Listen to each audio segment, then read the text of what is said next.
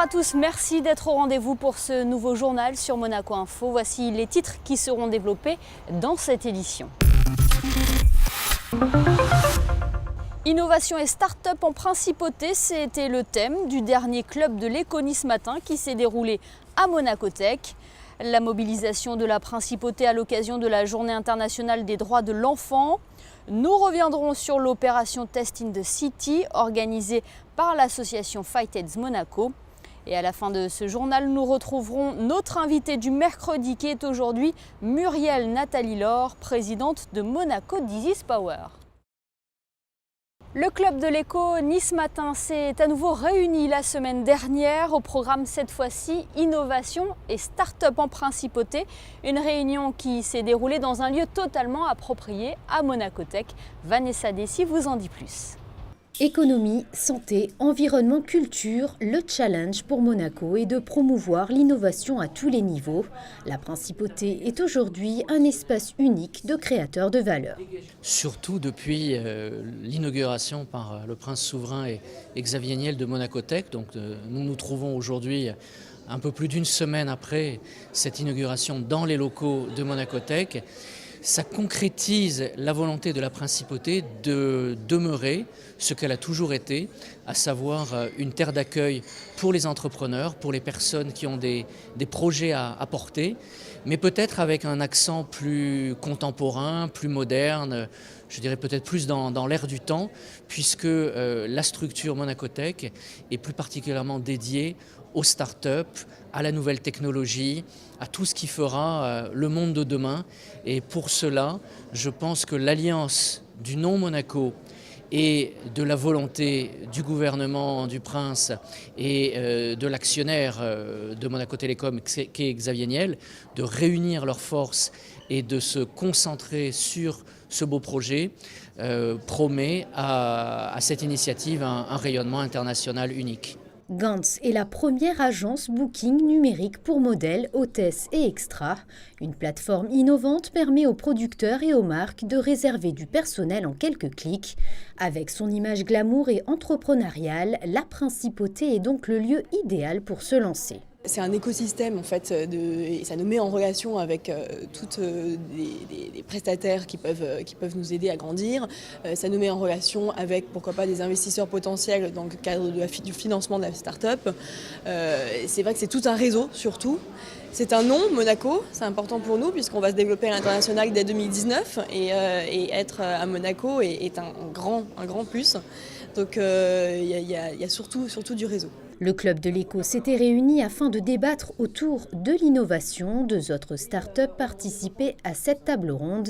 L'Aneva, concepteur de bateaux 100% électriques, et Novetech, qui fournit aux vétérinaires une gamme d'implants médicaux dédiés à la chirurgie orthopédique. Retour à présent sur la Journée internationale des droits de l'enfant. Plusieurs manifestations sont organisées à l'initiative de la Direction de l'Éducation nationale de la jeunesse et des sports. Le reportage de Fabien Bonilla et de Lionel Bernardi. La Direction de l'Éducation nationale de la jeunesse et des sports organise depuis plus de 20 ans la Journée internationale des droits de l'enfant en principauté. Ce mardi, 2 stands étaient dédiés à cette cause, à Fontvieille et sur le marché de la Condamine. L'objectif est double. Un, d'informer les élèves de toutes les classes de 7e en principauté. Donc cette année, en effet, les présidents d'associations humanitaires iront dans toutes les classes et présenteront leur mission auprès des enfants. Et 2, de récolter des fonds. Donc ces fonds sont reversés aux associations humanitaires. Elles sont 11 monégasques qui sont partenaires de la journée et chacune œuvre auprès des enfants partout dans le monde pour qu'en effet ils puissent recevoir une éducation, sortir de la rue, qu'ils puissent en effet être soignés et qu'ils puissent avoir des écoles qui soient dans un état relativement plus approprié que celui dans lequel ils sont malheureusement pour des millions d'enfants. Sur ces 2 stands, par exemple, on pouvait y trouver ce CD avec une chanson qui est devenue l'hymne des droits de l'enfant à Monaco. Les paroles ont été écrites par les élèves du centre de loisirs Prince Albert II. La musique a été composée par les élèves du conservatoire de jazz de l'Académie Régnier III. Sur le stand, on pouvait trouver également de nombreuses décorations de Noël. Pour la première année, les élèves ont créé des objets créatifs de Noël. Et donc l'idée, c'est qu'en effet, on puisse les vendre à petit prix des sapins de Noël, des petits objets décoratifs pour mettre le nom sur la table de Noël, des choses aussi qu'on puisse mettre dans le sapin. Et donc ils ont fait tout ça toute l'année, le centre de loisirs, la bibliothèque Princesse Caroline et toutes les écoles de Monaco. Et donc on les vend aujourd'hui ici à Carrefour. Et ensuite on a donc le marché de Noël, pour la première fois également, c'est une toute première, du 6 décembre au 19 décembre. On a donc un chalouet qui a été alloué gentiment par la mairie de Monaco. Et on vendra et on informera le public.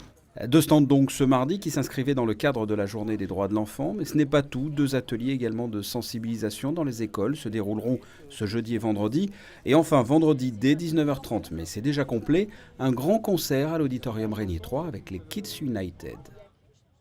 Elle aura lieu le 1er décembre prochain. À une dizaine de jours de la journée mondiale de lutte contre le sida, l'association Fight AIDS Monaco proposait un dépistage anonyme et gratuit. Alexandra Pani revient sur cette opération Test in the City. Il suffit d'une petite goutte de sang pour savoir en quelques minutes si l'on est porteur ou non du VIH.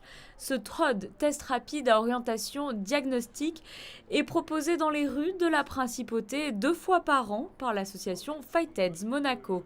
Il y a un an, à la même époque, nous avions fait, je crois, à peu près 250 tests dans la journée. Plus, parce qu'en même temps, il y a le service des urgences du CHPG qui est partenaire de la journée et qui fait également des tests. Et qui, l'année dernière, avait, je crois, réalisé à peu près une trentaine de tests. Donc ça a fait à peu près 270 tests au total. La présidente de l'association était aux côtés des bénévoles lors de cette journée de dépistage. La princesse Stéphanie est à l'initiative de ces tests dans la ville, anonymes et gratuits, mis en place à Monaco depuis 2012.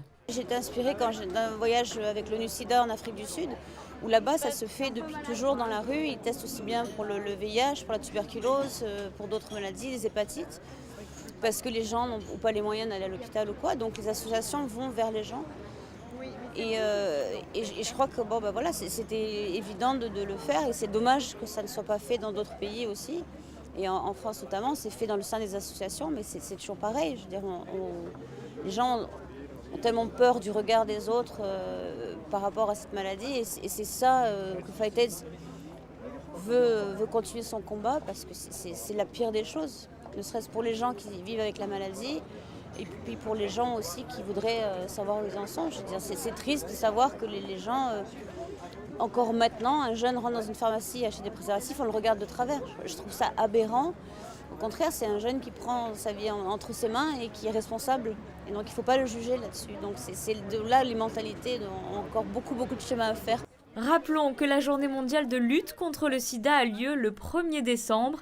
Mais avant cela, Fight AIDS Monaco vous donne rendez-vous le lundi 27 novembre à 13h au musée océanographique pour le déploiement des traditionnelles courtes pointes en hommage aux personnes disparues du sida.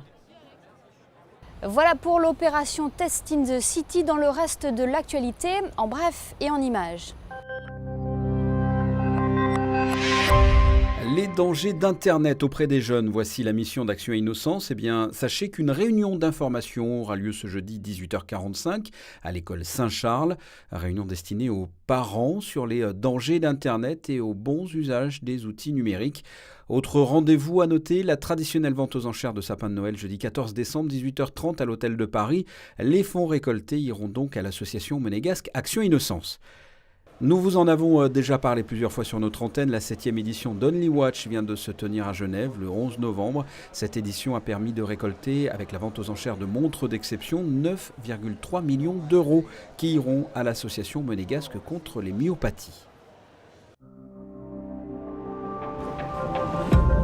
Il est temps à présent de retrouver notre invité du mercredi. Il s'agit aujourd'hui de Muriel Nathalie Laure. Bonjour. Bonjour. Vous êtes présidente de l'association This is Power et si vous êtes notre invitée aujourd'hui, c'est parce que samedi, à partir de 10h, au Théâtre des Variétés, votre association organise les premières assises monégasques de l'autisme et du handicap mental. Tout d'abord, pourquoi avoir décidé de créer cet événement ? Depuis sa création, Monaco This is Power organise régulièrement des conférences et des rencontres sur le sujet du handicap mental et de l'autisme.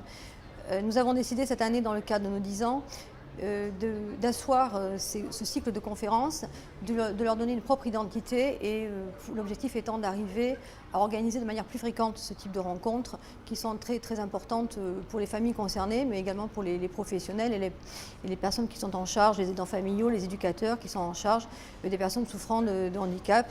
Et c'est aussi un lieu de rencontre et d'échange avec de grands scientifiques qui vont pouvoir exposer et exprimer leurs connaissances sur le sujet. Voilà de grands médecins, de grands noms de la médecine dans le domaine pour aborder le thème du handicap mental, mais tout particulièrement le thème de l'autisme également. Oui, il s'avère que notre association a pour objet effectivement les deux volets, le handicap mental et l'autisme, qui est une forme effectivement de handicap. C'est un sujet sur lequel on pourrait débattre, mais l'autisme nécessite des prises en charge tout à fait particulières par rapport à des personnes souffrant de retards mentaux, de déficiences intellectuelles. Alors en même temps, l'idée est de présenter les avancées en matière de recherche et de technologie qui peuvent aider ces personnes et aider les familles à s'en occuper, à les prendre en charge, sachant aussi qu'à un certain moment, les techniques et les enseignements que l'on peut retirer de ces personnes sont aussi applicables à d'autres personnes qui souffrent de handicap, d'où effectivement les sujets qui portent sur ces deux thématiques qui, je pense, à mon sens, se rejoignent forcément à un moment donné. C'est l'occasion pour les familles d'échanger avec les médecins, mais aussi les familles d'échanger entre elles leur expérience, leur vécu également. Oui, tout à fait, puisque nous allons organiser effectivement, chaque médecin prendra la parole, chaque professeur apportera sa connaissance et son vécu. En même temps, il y aura des possibilités de questions-réponses qui fera que les parents pourront, et les éducateurs aussi, et les personnels encadrants pourront s'exprimer et également poser leurs propres questions. Est-ce que l'on peut dire un dernier mot sur votre association Monaco Disease Power? Vous l'avez dit, l'association fête ses 10 ans. Comment se porte-t-elle? Je crois qu'elle se porte bien, je crois qu'elle a fait un joli parcours. 7 ans, c'est l'âge de raison. 10 ans, c'est peut-être pour une association l'âge de faire notre pas, de passer aussi à autre chose. Et aussi, c'est pourquoi nous sommes en train de nous tourner vers la recherche aujourd'hui, puisque nous avons intégré un réseau recherche autisme qui dépend de l'INSERM et de l'Académie de médecine. Le rendez-vous est donné ce samedi à partir de 10h au Théâtre des Variétés. L'entrée est libre, libre et gratuite. Libre et gratuite. Afin de permettre à tout le monde de pouvoir venir.